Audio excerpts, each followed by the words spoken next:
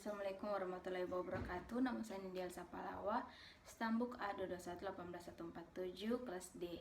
Di sini saya akan menjelaskan mengenai ekspresi gen eukariotik dan prokariotik, yang dimana tugas ini untuk tugas biomolekuler. Sebelum kita masuk ke pengekspresian gen, kita harus tahu apa dulu itu ekspresi gen.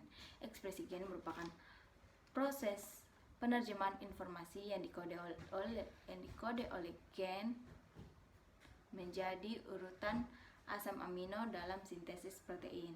Atau ada juga pengertian lain dari ekspresi gen, yaitu proses penentuan sifat suatu organisme oleh gen.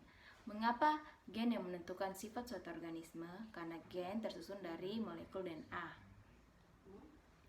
Dalam pengekspresian gen eukariotik dan prokariotik akan saya terangkan mengenai dogma sentral, transkripsi eukariotik dan prokariotik, dan translasi eukariotik dan prokariotik.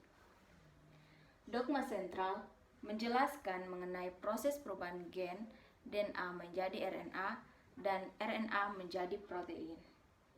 Dogma sentral terbagi menjadi 3 tahap, yaitu replikasi, transkripsi, dan translasi, yang dimana replikasi merupakan proses pengopian DNA, transkripsi merupakan proses perubahan DNA menjadi RNA, dan translasi merupakan proses penerjemahan RNA menjadi protein. Kita masuk ke transkripsi eukariotik dan prokariotik.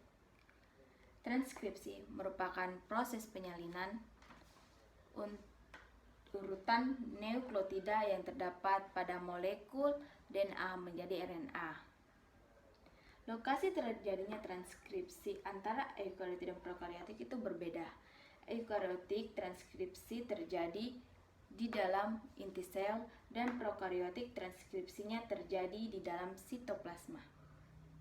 Sifat ekspresi eukariotik dan prokariotik itu berbeda.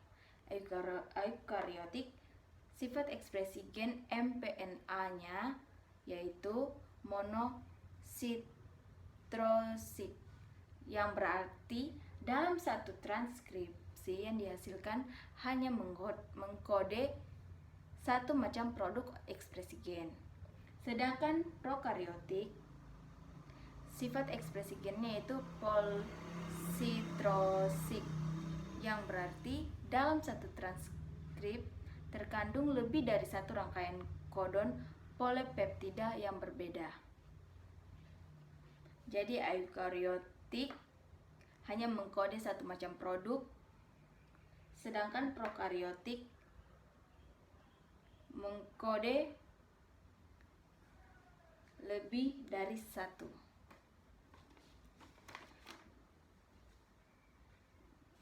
Kita lanjut, masih di transkripsi, yaitu dalam proses splicing.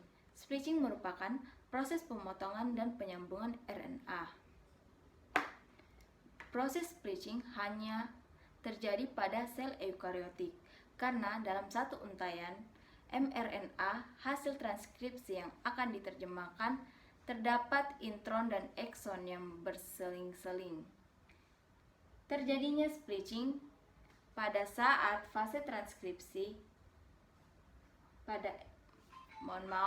terjadinya splicing pada saat fase pasca transkripsi. Sama halnya dengan proses splicing tadi,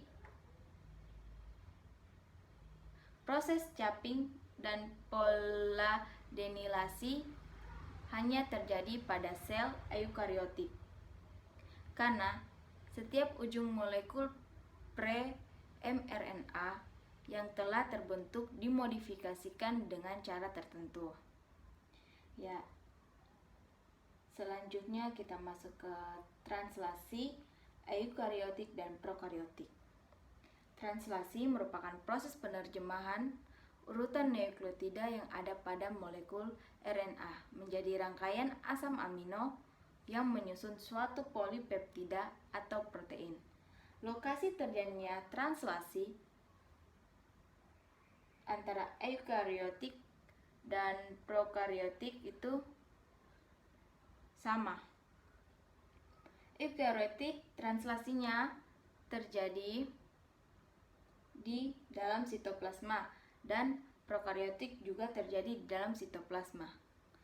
Dalam proses inisiasi pada sel eukariotik memiliki kodon inisiasi metionin dan prokariotik adalah formil metionin. Jadi pada proses inisiasinya sel eukariotik itu metionin dan prokariotik itu menghasilkan formil metionin.